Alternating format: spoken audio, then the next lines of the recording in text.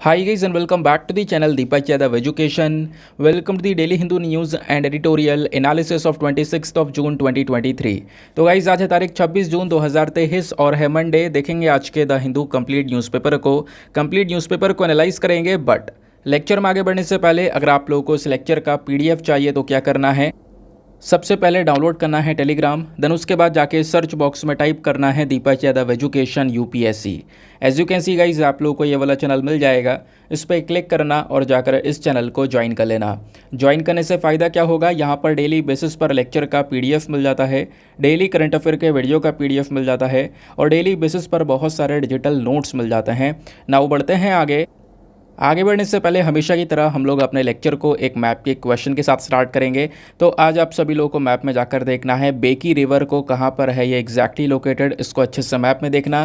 Then उसके बाद आकर नीचे कमेंट सेक्शन में टाइप करना, जिससे कि आप लोग इसको लंबे समय तक याद रख पाओगे। साथ ही साथ एक क्वेश्चन सॉल्व करेंगे जो कि यूपीएससी प्रीवियस ईयर साल 2017 के प्रीलिम्स में पूछा गया था। डेली बेसिस पर हम लोग यहाँ पर एक प्रीवियस ईयर क्वेश्चन को भी सॉल्व करते हैं। क्वेश्चन क्या बोलता है, which of the following is most likely consequence of implementing the UPI that is unified payment interface. UPI का यूज़ मैक्सिमम लोग करते ही होंगे, जो भी वीडियो देख रहे हैं मैक्सिमम लोग यहाँ पर यूपीआई का यूज़ कर रहे होंगे। तो यूपीआई को लागू करने से जो इसका एक मेन जो नतीजा देखने को मिलेगा वो क्या है, वो आपने बताना है। ऑप्शन नंबर ए, इससे क्या होगा कि जो मोबाइल वॉलेट्स होते हैं हमारे, उसकी ज़रूरत नहीं पड़ेगी ऑनलाइन पेमेंट्स के लिए, सारा काम आप यूपीआई के माध्यम से कर पाओगे। सेकेंडली, जो डिजिटल करेंसी है वो फिजिकल करेंसी को रिप्लेस कर देगी आने वाले 20 सालों में, क्या ऐसा हो सकेगा। थर्डली, जो एफडीआई है that is foreign direct investment, इसका जो इनफ्लो है हमारे देश में ये बहुत तेज़ी से बढ़ जाएगा यूपीआई का यूज़ होने से। और जो लास्ट फाइनल ऑप्शन है, इसमें कहा गया है कि जो डायरेक्ट ट्रांसफ़र होता है सब्सिडीज़ का, जो सरकार सब्सिडीज़ देती है पुअर पीपल को, गरीब लोगों को, वो काफ़ी ज़्यादा इफ़ेक्टिव, काफ़ी ज़्यादा आसान हो सकती है। तो बताना है यहाँ पर इसका सही उत्तर कौन सा है। सभी को इसका आंसर नीचे कमेंट सेक्शन में देना है, एटलीस्ट सभी को इसमें पार्टिसिपेट करना है, जैसे मैं आप लोगों से डेली बेसिस पर बोलता हूँ। बाय द वे, इसका जो करेक्ट आंसर है वो मैंने आपको टेलीग्राम पर प्रोवाइड करवा दिया है, वहाँ से भी आप इसको चेकआउट कर सकते हो। और अगर वहाँ पर आंसर नहीं मिलता है तो भी कोई परेशान होने की ज़रूरत नहीं है, वीडियो के लास्ट में इसके करेक्ट आंसर का डिस्कशन हम लोग करेंगे। तो चलो शुभ आरंभ करते हैं और चलते हैं सबसे पहले थंबनेल वाले इंपॉर्टेंट आर्टिकल की तरफ। दोस्तों, थंबनेल से ही रिलेटेड कई सारे न्यूज़ आर्टिकल्स आज के हमारे न्यूज़पेपर में पब्लिश हुए हैं। जैसे फ्रंट पेज पर भी आपको एक आर्टिकल देखने को मिलेगा, उसके अलावा पेज नंबर 15, 14 कई सारे न्यूज़ आर्टिकल्स पब्लिश हो रहे हैं लगातार पिछले 3 दिनों से। तो ये पूरा मैटर चल क्या रहा है रशिया को लेकर, वो हम लोग समझने वाले हैं। देखो, बात है 23 जून की, यानी कि आज से 3 दिन पहले की बात मैं कर रहा हूँ। 23 जून 2023 को जो वैगनर ग्रुप है, रशिया के अंदर एक ग्रुप है जिसका नाम है वैगनर, WAGNER इसकी स्पेलिंग है। तो वैगनर ग्रुप का एक लीडर है जिसका नाम है प्रिगोजिन।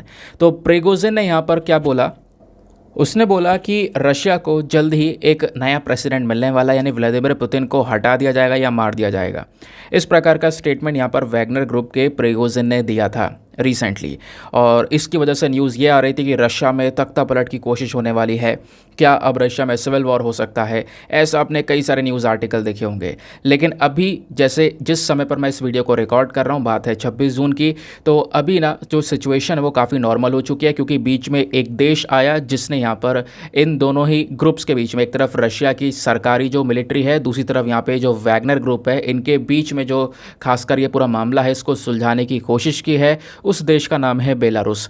तो कैसे कैसे ये पूरा मामला हुआ है इसको समझते हैं। पहले आपको छोटी छोटी बातें समझनी होगी, वो एग्ज़ाम के लिए इंपॉर्टेंट है। तो रशिया में एक ग्रुप है जिसको हम लोग बोलते हैं Wagner group. Wagner group basically एक मर्सनरी का ग्रुप है। मर्सनरी कौन होता है, जो कि एक आर्मी होती है लेकिन ऑफिशियल नहीं होती है, एक मिलिट्री जो कि ऑफिशियल नहीं है। ऑफिशियल कहने का मतलब है पैट्रियोटिज्म के लिए काम नहीं कर रही है, मतलब देशभक्ति इनके अंदर नहीं है, केवल प्रॉफिट्स के लिए काम कर रहे हैं लोग। इनको पैसा चाहिए और अपना काम करेंगे, और उनको जो पैसा वगैरह, पेमेंट वगैरह वो यहाँ पे टाइम पर चाहिए। तो आप ऐसा कह सकते हो, इस प्रकार का जो मिलिट्री, एक प्राइवेट मिलिट्री, वो यहाँ पर डेवलप किया हुआ है। उसको नाम दिया गया है वैगनर ग्रुप, जो रशिया के अंदर है। वैसे यहाँ पर ये मर्सनरीज ग्रुप आपको देखने को मिलता है, मतलब जो इसका साइंटिफिकली नेम है वो मर्सनरीज ग्रुप हम लोग यहाँ पर बोलते हैं। लेकिन इस प्रकार की आर्मी कई सारे देश अपने पास में बनाकर रखती हैं और अलग अलग ऑपरेशंस को चलाती हैं। तो रशिया की भी एक ऐसी ही आर्मी, ऐसी ही प्राइवेट मिलिट्री आपको देखने को मिलेगी और नाम है यहाँ पर वैगनर ग्रुप। वैगनर ग्रुप का लीडर जो है यह यहाँ पे आपको पिक्चर में देखने को मिलेगा, प्रिगोजिन नाम है। प्रिगोजिन की स्पेलिंग PRIGOZHIN। ये यहाँ पर अब आप थोड़ा सा अच्छे से कैप्चर कर पाओगे इसको। पहले तो दोस्तों मैं काफ़ी सारे आर्टिकल्स पढ़ रहा था, अलग अलग जो न्यूज़ रिपोर्ट्स हैं वो पढ़ रहा था। उसमें यहाँ पर प्रिगोजिन के बारे में कई सारी इन्फॉर्मेशन दी गई है, मैं आपको दिखाना चाहता हूँ। जैसे यहाँ पर पॉलिटिको का आर्टिकल है, इन्होंने यहाँ पर डिटेल से बताया है कि ये प्रिगोजिन है कौन। देखो, प्रिगोजिन आज के समय तो वैगनर ग्रुप का यहाँ पे चीफ है, वैगनर ग्रुप का लीडर है।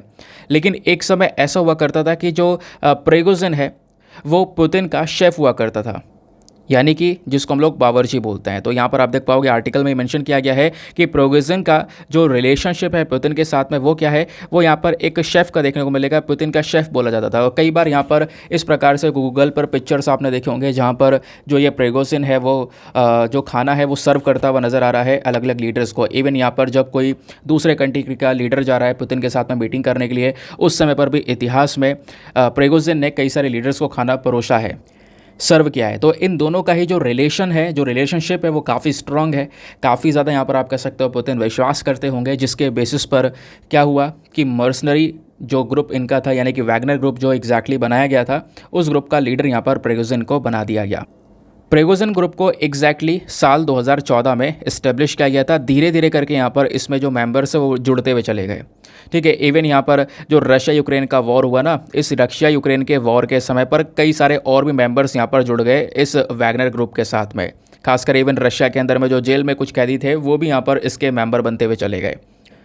तो स्टार्टिंग तो यहाँ पर कुछ हज़ार लोगों से हुई थी, लेकिन अभी यहाँ पर 25,000 से ज़्यादा लोगों का यहाँ पर पूरा का पूरा ग्रुप बन चुका है, जिसको यहाँ पे वैगनर ग्रुप का नाम दिया गया है, जिसका लीडर है यहाँ पर प्रिगोजिन। अब प्रिगोजिन को पास में जिस प्रकार से पावर आई है, इस पावर को देखते हुए यहाँ पर इसका कहना है कि रशिया यूक्रेन के वॉर में भी हम लगातार काम कर रहे हैं। रशिया के ऑफिशियल्स या पुतिन सब लोग यहाँ पे आराम से रशिया में बैठे हुए हैं। और एग्जैक्ट यहाँ पर देखो ये किस चीज़ को लेकर बोला गया, मैं आपको समझाता हूँ। अभी कुछ दिन पहले मैंने आपको पढ़ाया भी था कि वैगनर ग्रुप ने यूक्रेन का एक जो शहर है वो कब्जा लिया। वैगनर ग्रुप ने यूक्रेन का एक शहर पूरी तरह से कब्जा लिया। ठीक है, और इस प्रकार के यहाँ पर आर्टिकल्स मैंने आपको पढ़ाए भी थे। तो कहीं ना कहीं यहाँ पर यूक्रेन के अंदर में कई सारी जगह पर जीत हासिल करने में वैगनर ग्रुप का भी काफ़ी बड़ा हिस्सा है।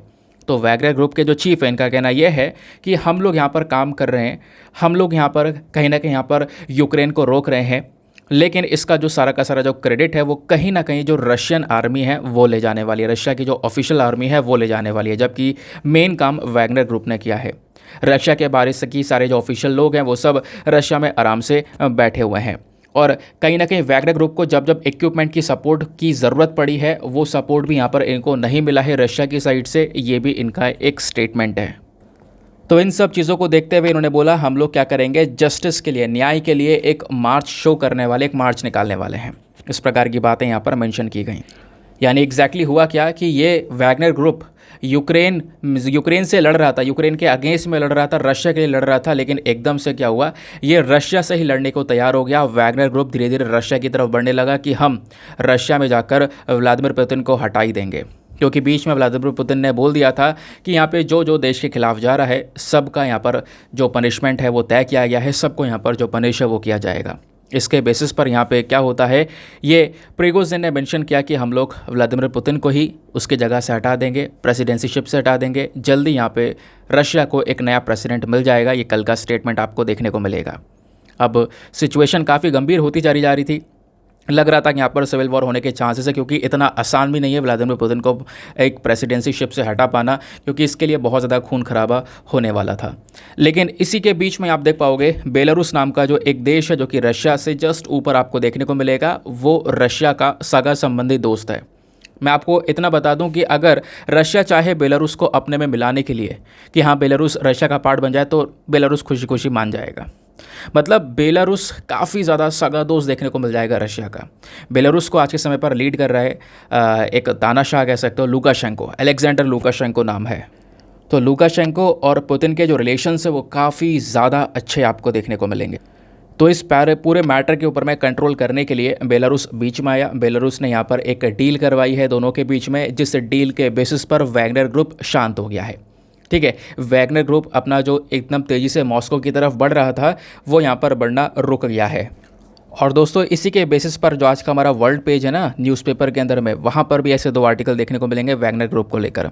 तो वैगनर ग्रुप का जो चीफ है प्रिगोजिन अभी बेलारूस को मूव कर रहा है, बेलारूस की तरफ जा रहा है, क्योंकि अभी एक डील करवाई गई है लुकाशेंको के थ्रू, और उस डील से यहाँ पर जो मामला है वो काफ़ी ज़्यादा शांत हो गया है। तो वैगनर ग्रुप धीरे धीरे करके जो वैगनर ग्रुप के फाइटर्स थे वो सब अपने बेस में धीरे धीरे लौट रहे हैं। उन्होंने यहाँ पर अपनी सेफ्टी, अपने लीडर की सेफ्टी के बारे में ऑलरेडी यहाँ पर एक गारंटी मांगी है, क्योंकि जब इतना सारा मतलब पूरा का पूरा इशू हो गया तो कहीं ना कहीं यहाँ पर प्रिगोजिन समझते हैं कि पुतिन छोड़ेगा नहीं, क्योंकि इतना कुछ अगर हो गया है तो पुतिन की साइड से माफ़ी नहीं मिलेगी। बट अभी क्या सिचुएशन थोड़ी सी नॉर्मलाइज़ की गई है, उनकी सेफ्टी को इंश्योर किया गया है। सेफ्टी को इंश्योर करने के बाद में उन सभी लोगों को जो वैगनर ग्रुप के फाइटर्स थे उन सबको वापस से बेसिस में अपने अपने बेसिस में रिटर्न कर दिया गया है, वो चले गए हैं शांतिपूर्वक। इस प्रकार से आपको ये आर्टिकल्स नज़र आएंगे।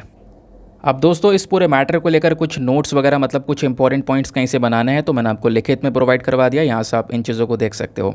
तो अभी जो पूरा वैगनर ग्रुप है ये रोस्टोव ऑन डॉन सिटी की तरफ बढ़ रहा था। Rostov on Don city basically Russia का एक शहर है, इसको यहाँ पे कहीं ना कहीं पूरी तरह से कब्जाने की कोशिश रही वैगनर ग्रुप की, बट अभी मामला शांत है जैसे मैंने आपको यहाँ पर बताया है। उसके बाद वैगनर ग्रुप क्या है ये मैंने आपको बता दिया। वैगनर ग्रुप कहीं ना कहीं रशिया ने एक प्रकार का जो प्राइवेट मिलिट्री है वो यहाँ पर इन्होंने तैयार किया है। इस ऑर्गेनाइजेशन का हेड है प्रिगोजिन, जैसे मैंने आपको बताया। यूक्रेन के अलावा, क्योंकि यूक्रेन में तो वैगनर ग्रुप ने अपना एक बहुत बड़ा रोल निभाया, उसके अलावा आज के समय पर जो हमारा वेस्ट एशिया का हिस्सा है प्लस अफ्रीका में कई सारी कंट्रीज़ हैं, वहाँ सभी जगह पर वैगनर ग्रुप एक्टिव है। और ये बात है 2022 की, जब पुतिन ने डिसाइड किया था कि यूक्रेन के ऊपर आक्रमण किया जाएगा, यूक्रेन के ऊपर अटैक किया जाएगा, पिछले साल फरवरी की बात कर रहा हूँ। तो तब भी यहाँ पे प्रिगोजिन और प्रिगोजिन के साथ में जो पूरा वैगनर ग्रुप था ये सब कहीं ना कहीं यहाँ पर इस पूरे रशिया के ऑपरेशन में एक मेन हिस्सा रहे हैं। तो रशिया ने काफ़ी ज़्यादा एडवांस किया है, आगे बढ़ा है, उसके पीछे का यहाँ पर जो ये वैगनर ग्रुप है काफ़ी बड़ा रीज़न माना जा रहा है। मीडिया रिपोर्ट्स के अकॉर्डिंग बताया गया है कि वैगनर ग्रुप पैसों के लिए, प्रॉफिट्स के लिए ज़्यादातर काम करता है, अलग अलग सरकारों के लिए काम कर सकते हैं और इनको बस खाली यहाँ पे प्रॉफिट से मतलब है। पेट्रियाटिज़म जैसी जो चीज़ होती है, यानी कि देश के लिए काम करना है, वैसी कोई चीज़ यहाँ पर आपको देखने को मिलेगी नहीं। तो यह है हमारा कंप्लीट थंबनेल वाला इशू। ओके, आते हैं नेक्स्ट आर्टिकल की तरफ। अगले आर्टिकल को आप लोग GS paper number 3 defence and security के पॉइंट ऑफ व्यू से लिंक कर सकते हो। क्या बात की जा रही है? MQ-9B ड्रोन डील के बारे में डिस्कशन किया जा रहा है। देखो दोस्तों, आज का जो टेक्स्ट एंड कॉन्टेक्स्ट का पेज है ना, ये वाला जो पूरा पेज है ये कंप्लीट पेज डेडिकेट किया गया है इसी पर्टिकुलर आर्टिकल को लेकर। जो हमारा MQ-9B ड्रोन्स हैं, ये ड्रोन्स कुछ इस प्रकार के नज़र आते हैं जैसा आप यहाँ पे पिक्चर में देख पा रहे होंगे। यूएसए का ये ड्रोन है। अब भारत यूएसए के साथ में डील कर रहा है ताकि जो ये ड्रोन्स हैं इसको हम लोग परचेज़ कर सकें अपने देश के लिए। ठीक है, तो इसी डील को लेकर ये जो सारी की सारी चर्चा है वो एग्जैक्टली की जा रही है। ये पूरा मैटर क्या है, एक एक करके सारी इन्फॉर्मेशंस को हम लोग डिटेल से डिस्कस करेंगे। देखो, अभी तक बात ये की जा रही थी कि इतने रुपए की डील की जाएगी, इतने बिलियन डॉलर्स की डील की जाएगी, लेकिन अभी तक जो हमारे डिफेंस मिनिस्टर है उन्होंने ये बताया है कि जो प्राइसिंग है इन ड्रोन्स की वो भी सेट नहीं की गई है। तो लगभग मीडिया रिपोर्ट्स के अकॉर्डिंग बताया जा रहा है कि इंडिया यूएस के इस डील के अंदर में कितने 31 MQ-9B high altitude long endurance वाले जो ये ड्रोन्स हैं इनको परचेज़ करने के लिए अग्रीमेंट किया गया है। ठीक है, तो 31 ड्रोन्स को परचेज़ कर रहे हैं यूएस की साइड से। बट अभी संडे में एस्टिमेशन जो कॉस्ट बताई जा रही है, एक अंदाज़ा वाली जो इसका दाम बताया जा रहा है वो लगभग $3 बिलियन का बताया जा रहा है। $3 बिलियन तक का इतना अमाउंट होगा, बट जो एग्जैक्ट प्राइस है वो अभी तक यहाँ पर डिसाइड या फाइनलाइज नहीं हो पाई है। ठीक है, अब ये ड्रोन क्या है, कैसे काम करेगा, क्यों हम इसको परचेज़ कर रहे हैं, इतना पैसा क्यों खर्च कर रहे हैं, उन सब चीज़ों को हम लोग समझते हैं एक एक करके सारे के सारे नोट्स के पॉइंट ऑफ व्यू से। ठीक है, क्योंकि आपके पास में ऑब्वियस सी बात है न्यूज़पेपर के अंदर से कुछ ना कुछ इंपॉर्टेंट काम की चीज़ आपने निकाल के कहीं लिखी हुई तो होनी चाहिए। वो सारी लिखित वाली चीज़ें मैं आपको देने का काम करता हूँ, क्योंकि रोज़ाना न्यूज़पेपर के बारे पढ़ लेना उसके बाद यहाँ पर हटा देना वो आपको हेल्प नहीं करेगा। न्यूज़पेपर का फ़ायदा यूपीएससी एस्पिरेंट को तभी होगा जब आप अखबार लेकर सामने बैठे हो, पढ़ रहे हो, कुछ इंपॉर्टेंट पॉइंट्स जो मिल रहे हैं उसको नोट डाउन कर रहे हो। ठीक है, अब वो इंपॉर्टेंट पॉइंट्स आपको पता है, आज के नोट्स तैयार हो गए आपके, अब आपको वो न्यूज़पेपर दोबारा से देखने की ज़रूरत नहीं है। इन फ्यूचर अगर आपको कुछ पढ़ना होगा तो आपको याद नहीं आएगा यार मैंने कौन सी तारीख को कौन से न्यूज़पेपर में क्या पढ़ा था, है ना, दिमाग ही ख़राब हो जाएगा। तो उसी बेसिस पर बोला जाता है कुछ कुछ आर्टिकल्स होते हैं जिसमें से रेलिवेंट पॉइंट्स आप निकाल सकते हो। जैसे इस आर्टिकल से क्या क्या निकाला जा सकता है वो हर एक एस्पेक्ट में आपको समझाता हूँ। तो इंडिया की मिनिस्ट्री ऑफ डिफेंस की ये जो डील है वो एग्जैक्टली हुई, हमारे साइड से अप्रूवल मिला, हमने $3 बिलियन का एक एक्सपेक्टेड अमाउंट है बेसिकली ये। अभी यहाँ पर इसके बारे में कोई भी प्रॉपरली डिसीजन या फिर कह सकते हो फाइनल अमाउंट अभी नहीं बताया गया है। लेकिन अब आपने समझना होगा कि ये MQ-9B आर्म्ड ड्रोन्स होते क्या हैं। ये जो ड्रोन्स हैं, ये ड्रोन बेसिकली हमारा कह सकते हो कि एक ऐसा वेरिएंट है जिसका यूज़ बड़े बड़े ऑपरेशंस में पहले किया जा चुका है। ठीक है, एक ऐसा ड्रोन आपको देखने को मिलेगा जिससे आप हेलफायर मिसाइल जो होती है इसका एक मॉडिफाइड वर्जन भी लॉन्च कर सकते हो। खतरनाक ड्रोन है, इससे आप मिसाइल्स वगैरह लॉन्च कर सकते हो। और उस मिसाइल को लॉन्च किया गया था जिससे जो अलकायदा का लीडर है अयमन अल जवारी, इसको काबुल के अंदर मारा गया था इसी ड्रोन की मदद से। ठीक है, तो आप समझ रहे होंगे ड्रोन का इंपॉर्टेंस। तो ये जो MQ-9B ड्रोन है इसके दो वेरिएंट्स आते हैं। पहला वेरिएंट है स्काई गार्जियन और दूसरा जो वेरिएंट है इसी का ही है सेम सी गार्जियन। स्काई गार्जियन और सी गार्जियन दो वेरिएंट हैं। और जो इंडियन नेवी है हमारी, वो भारत की नेवी ऑलरेडी जो सी गार्जियन वाले ड्रोन है इसको साल 2020 से चला रही है, ऑपरेट कर रही है। जो ये ड्रोन है इनकी खास बात यह है कि 40,000 फीट की ऊंचाई पर भी आराम से ये ऑपरेट कर सकते हैं, उड़ सकते हैं। और इंडियन मिलिट्री को पूरी तरह से जो नीचे का डेटा है पूरा सर्विलांस, पूरी निगरानी रख सकता है ड्रोन ये। ठीक है, खासकर हिमालयन बॉर्डर्स एरियाज जो गए, हिमालय में ड्रोन उड़ाना पाना थोड़ा सा मुश्किल था क्योंकि इतने ज़्यादा हाई फीट पर ड्रोन को उड़ा पाना इतना ज़्यादा पॉसिबल नहीं हो पाता था। बट आपको ये ड्रोन देखने को मिलेगा जिसमें ये फैसिलिटी है जिससे हमारे हिमालयन बॉर्डर एरियाज़ में भी एक अच्छी निगरानी रखी जा सकती है। नाउ जो ये प्रीडेटर है इसकी जो मैक्सिमम एंड्योरेंस है, मतलब ये कितनी देर तक उड़ सकता है, 40 घंटे तक उड़ सकता है मैक्सिमम। ठीक है, और लंबे लंबे घंटों तक यहाँ पर सर्विलांस कर सकता है, निगरानी को रखने का काम कर सकता है। ये जो ड्रोन है इसमें काफ़ी सारे एडवांस फीचर्स का यूज़ किया गया है। Automatic take off, automatic landing हो सकती है, डिटेक्शन का काम करेगा, अवॉइड सिस्टम है, एंटी स्पूफिंग GPS, इस प्रकार से कई सारे और भी यहाँ पर इसमें अलग अलग फीचर्स, मॉडर्न फीचर्स को ऐड किया गया है। अब क्वेश्चन ये आता है कि भारत को इस ड्रोन की क्या आवश्यकता पड़ गई। इंडिया को इस ड्रोन की आवश्यकता इसलिए है क्योंकि हमारे रिलेशंस ना ही चाइना और ना ही पाकिस्तान के साथ अच्छे हैं, और दोनों ही हमारी बॉर्डर कंट्रीज़ हैं। चाइना लद्दाख को लेकर यहाँ पर इश्यूज़ रहते हैं और पाकिस्तान को लेकर, पाकिस्तान ऑक्यूपाइड कश्मीर को लेकर इश्यूज़ रहते हैं। ठीक है, तो बेसिकली उन दोनों ही एरियाज़ में जो स्टैंड ऑफ, जैसे चाइना के साथ में हमारा स्टैंड ऑफ जारी है लंबे समय से, पाकिस्तान के साथ में टेंशन्स लगातार बढ़ते चले जा रहे हैं, तो उस पर्टिकुलर एरिया में बॉर्डर पर थोड़ा सख्त सर्विलांस के लिए, थोड़ी सख्त निगरानी के लिए ये ड्रोन बेस्ट है। दूसरी चीज़, इंडिया को इस ड्रोन की इसलिए भी आवश्यकता है ताकि हम चाइना की पनडुब्बियों को टैकल कर सकें, क्योंकि जो हमारा इंडियन ओशन वाला रीजन है वहाँ पर भी चाइना अपना एग्रेशन बढ़ा रहा है। चाइना की जो सबमरीन्स हैं, पनडुब्बियाँ हैं, इनकी लड़ाकू जहाज़ हैं, वो अपना इंडियन ओशन रीजन में लाने की कोशिश करते हैं।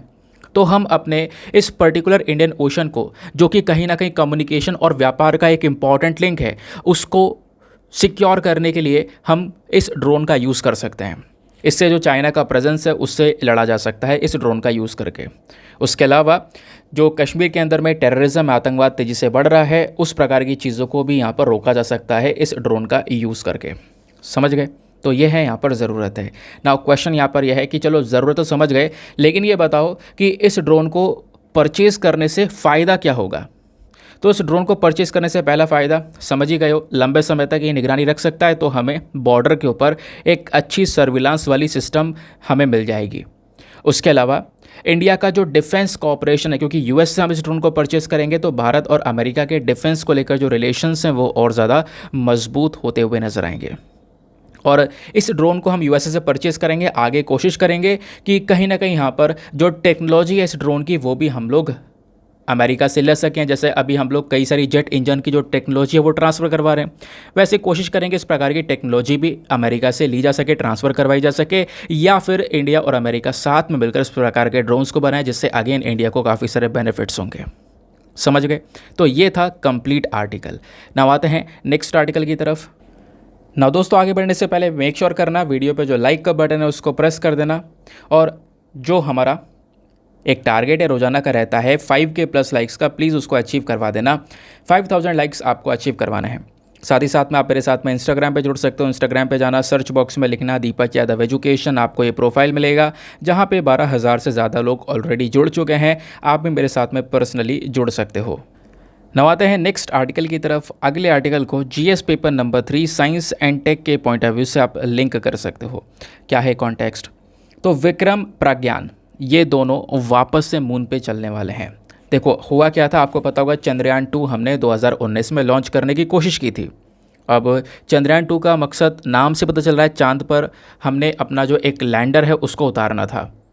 उतारने के बाद में उसमें से रोवर निकलता, रोवर निकलने के बाद में चांद का एनालिसिस करता, उसके ऊपर केमिकल एनालिसिस करने का काम करता, सैंपल्स को कलेक्ट करने का काम करता।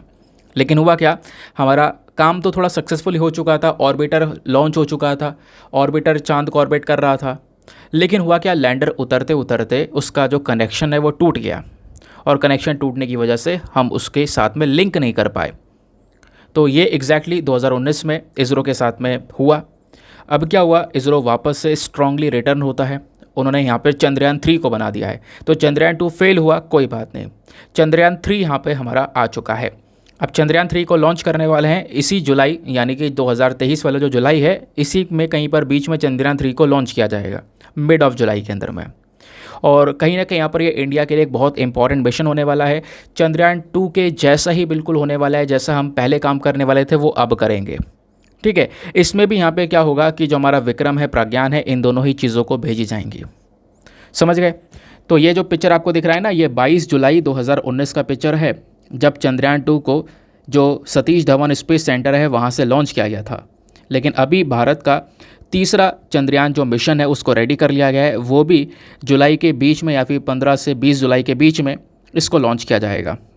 ठीक है, इसरो ने यहाँ पर बोला है कि जो चंद्रयान 2 में हम लोगों ने अलग अलग सामानों के नाम रखे थे, वही नेम एग्जैक्ट चंद्रयान 3 में भी होने वाले हैं। चंद्रयान 2 में जैसे कि जो नाम रखा गया था, आपको पता होगा लैंडर का जो नाम था वो विक्रम था, है ना। विक्रम साराभाई जी के ऊपर रखा गया था। विक्रम साराभाई जो कि भारत के स्पेस प्रोग्राम के फादर माने जाते हैं, जनक माने जाते हैं। ठीक है, उसके अलावा यहाँ पे रोवर और प्रज्ञान भी आपको देखने को मिलेगा। रोवर का नाम प्रज्ञान रखा गया था। तो वही जो नाम है वो एग्जैक्टली अभी भी रखे जा रहे हैं, जो दो चीज़ें जा रही हैं स्पेस में। ठीक है, समझ गए, वही नाम वापस से रखे गए। अब मैं आपको थोड़ा सा और डिटेल से लेकर चलता हूँ कि चंद्रयान 3 में एग्जैक्टली होगा क्या। दोस्तों यहाँ पे कुछ पिक्चर्स का यूज़ कर रहा हूँ, यहाँ पे आप इनको देख सकते हो। ये हमारा पहले चंद्रयान 2 है। इस चंद्रयान 2 के बारे में थोड़ा सा हम बात कर रहे हैं। चंद्रयान 2 में हमने क्या किया था, अपने GSLV Mark 3 रॉकेट का यूज़ किया था। इस रॉकेट में हम लोगों ने अपना एक ऑर्बिटर रखा था जो कि मून को ऑर्बिट करेगा। तो रॉकेट गया अंतरिक्ष में चंद्रमा के पास और ऑर्बिटर को लॉन्च कर दिया। ऑर्बिटर तो अभी भी काम कर रहा है, ऑर्बिटर चंद्रमा को अभी भी ऑर्बिट कर रहा है, तो ऑर्बिटर सक्सेसफुली लग चुका था। लेकिन जो हमारा लैंडर था जिसको नाम दिया गया है विक्रम, इसको क्या करना था, धीरे धीरे करके चंद्रमा की सतह पर उतरना था। लेकिन इसका कनेक्शन टूट गया था, इस वजह से यहाँ पर इसके साथ में कोई लिंक नहीं बन पाया, कोई कम्युनिकेशन नहीं बन पाया, तो इसका बारे में कुछ पता नहीं चला आज तक। ठीक है, तो ये था विक्रम। फिर उसके बाद में तीसरा था इसमें से रोवर। रोवर क्या है, इस विक्रम के अंदर ही रखा हुआ है रोवर। इसके नीचे टायर लगे हुए हैं, टायर वाला रोबोट है जो कि यहाँ पर चंद्रमा पर उतरेगा और घूमेगा। नौ ये जो रोवर है वो विक्रम के अंदर था। विक्रम को उतरना था नीचे, उसके बाद में गेट खुलता, इसमें से रोवर निकलता, निकलने के बाद में ये चंद्रमा पे थोड़ा सा घूमने का काम करता, वहाँ पे एनालिसिस करता, सैंपल्स को कलेक्ट करने का काम करता। समझ गए? लेकिन क्योंकि ये इसकी सक्सेसफुल लैंडिंग नहीं हो पाई तो रोवर उसमें से निकल ही नहीं पाया। तो ये था हमारा चंद्रयान 2 का पूरा इशू। अब ऐसे ही हमने चंद्रयान 1 लॉन्च किया था पहले। अभी जो है तीसरे मिशन की तैयारी चल रही है। तीसरे मिशन में हम क्या करने वाले हैं, अगेन वही जो हमारा लैंडर है और रोवर है इसको वापस से लॉन्च करने वाले हैं। ऑर्बिटर नहीं है अब की बार, क्योंकि ऑर्बिटर का पहले से यहाँ पर काम कर रहा है जो हमने पहले भेजा हुआ था। तो चंद्रयान 3 के अंदर में हमारा जो मेन चीज़ होने वाली है वो है अगेन हमारा लैंडर और साथ ही साथ में रोवर। लैंडर जिसको नाम दिया गया है विक्रम और रोवर जिसको नाम दिया गया है प्रज्ञान, जैसे नाम पहले चंद्रयान 2 में एग्जैक्टली हुआ करते थे। ठीक है, आगे आते हैं। तो इसके बारे में जो भी मैंने आपको पढ़ाया दोस्तों, कुछ लिखना है आपने तो यहाँ से आप लिख सकते हो। सारी की सारी जो इंपॉर्टेंट इन्फॉर्मेशन है वो यहाँ पर आपको प्रोवाइड करवा दी गई है। ठीक है, तो इसमें क्या होगा, चंद्रमा के ऊपर उतरेगा, चंद्रमा का जो केमिकल एनालिसिस है वो एग्जैक्टली किया जा सकेगा। चलो आते हैं अगले आर्टिकल की तरफ। नेक्स्ट आर्टिकल आपको यहाँ पर ये देखने को मिलेगा।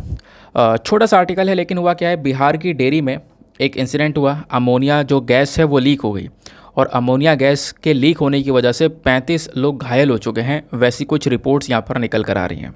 तो एग्ज़ाम के पर्सपेक्टिव से कोई रेलिवेंट आर्टिकल नहीं है, बट फिर भी थोड़ा सा अमोनिया जो है इसके बारे में पढ़ लेते हैं। अमोनिया न्यूज़ में है क्योंकि, और कहीं ना कहीं अमोनिया से रिलेटेड जैसे अभी ग्रीन हाइड्रोजन, ग्रीन अमोनिया, इस प्रकार की चीज़ें लगातार न्यूज़ में बनी हुई हैं, तो थोड़ा बहुत यहाँ पर आपको जानकारी होनी चाहिए। सबसे पहली चीज़, अमोनिया का जो केमिकल फार्मूला है वो क्या है? इसका केमिकल फार्मूला है NH3।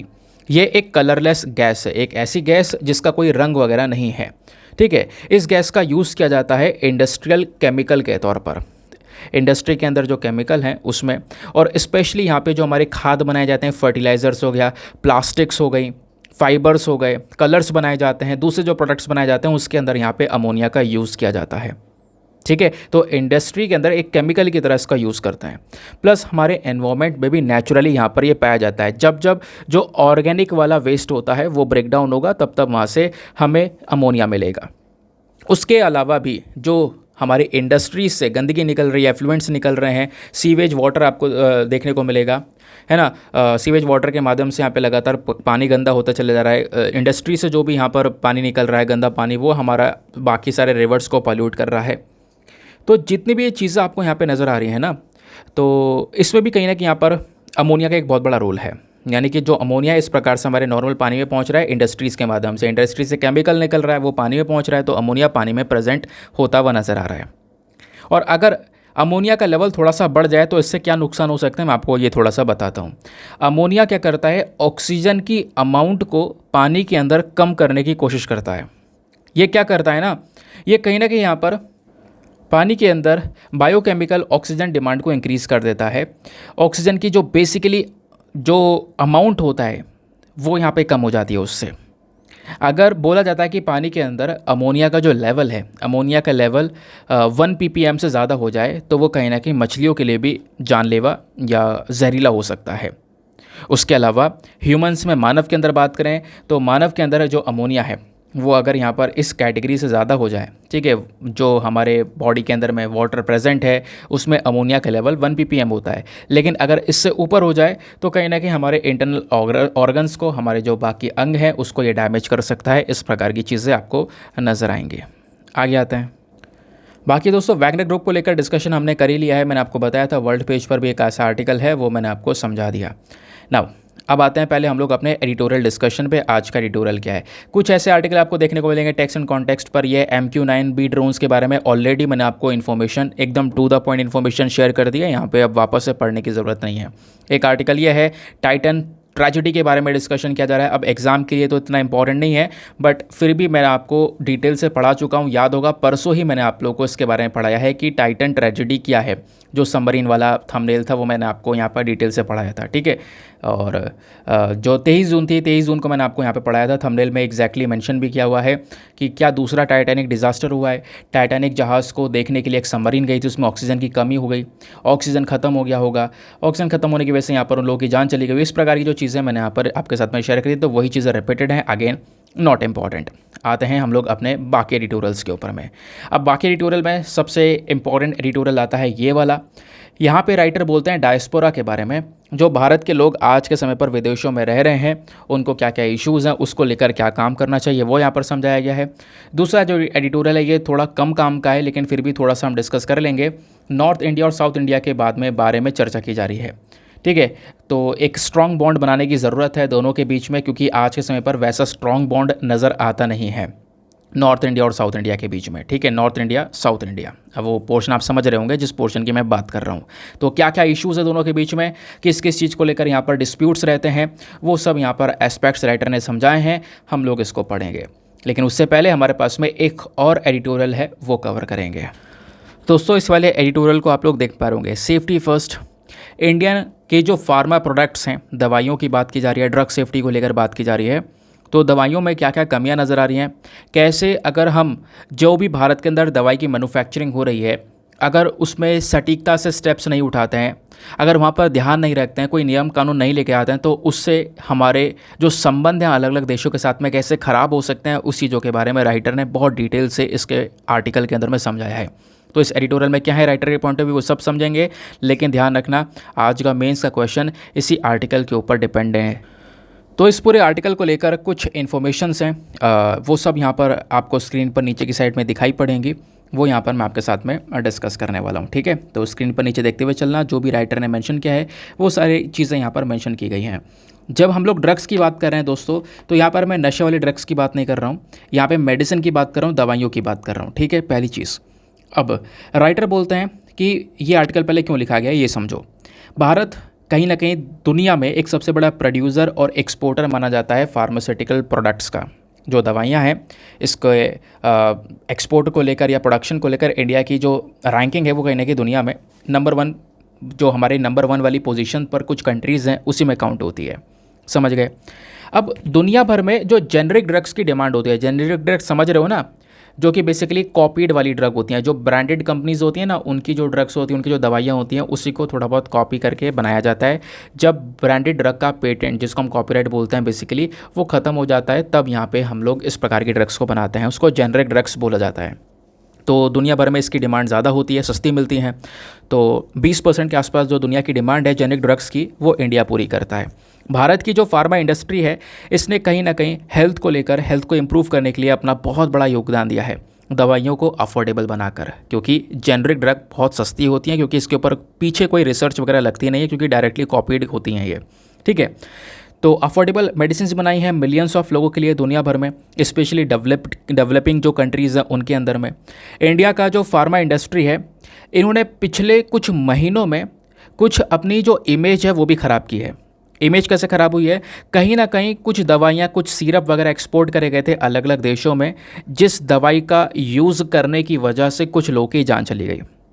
जैसे यहाँ पर एग्जाम्पल है श्रीलंका का, गाम्बिया सुना होगा, उज़्बेकिस्तान सुना होगा, यूएसए के बारे में सुना होगा। तो यहाँ पे कफ को लेकर जो सिरप्स होते हैं, वो सिरप्स इंडिया से गए थे, एक्सपोर्ट किए गए थे। उन कफ सिरप का यूज़ करने की वजह से कुछ लोगों की, कुछ पेशेंट्स की वहाँ पे जान चली गई है। इस वजह से उन्होंने इंटरनेशनल लेवल पर ये जो खबर है पूरी तरह से फैलाई है। तो इंडिया के जो ये मेडिसिन सेक्टर है, इसका जो इमेज है, इसके ऊपर भी इम्पैक्ट पिछले कुछ समय में पड़ता हुआ नज़र आया है। लेकिन राइटर बोलते हैं कि कहीं ना कहीं जो इंसिडेंट है, इन्होंने ऑब्वियसली भारत के लिए जो चिंता है, भारत की जो दवाइयाँ हैं उसकी क्वालिटी और सेफ्टी को लेकर जो चिंता है वो बढ़ा दी है।